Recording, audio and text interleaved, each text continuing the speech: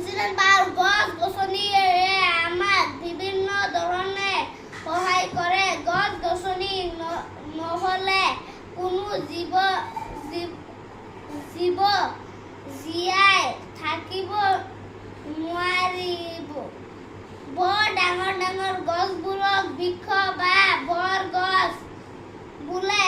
আম, কঁঠাল, জাম, আহঁত, কৃষ্ণচূড়া, নাৰিকল, নাহৰ, তাল, তিতাচপা, শাল, চেগুন,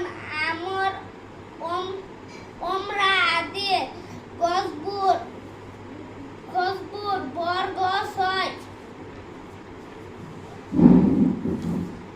যিবোৰ গছ ভেঙি ডাঙৰ নহয়, অৰ্থাৎ মানিমুনি, দুবৰি, ধনিয়া, খুতুৰা আদি তৃণজাতীয় গছ। যিবোৰ গছ আন গছৰ গান বগাই যায়, অৰ্থাৎ বগাই যোৱা গছবোৰক লতাজাতীয় গছ বোলে। লাও, কোমোৰা, জিকা, উৰহী, পান, ভোল, পটল, কেৰেলা, তিয়ঁহ আদি লতাজাতীয় গছ।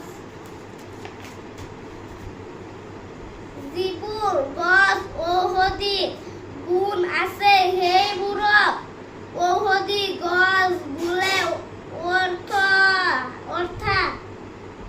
অৰ্থাৎ ফল দি মৰহি যোৱা গছক ঔষধি গছ বোলে। ধান, মাহ, ফল, তুলসী, নৰসিংহ, মহানিম,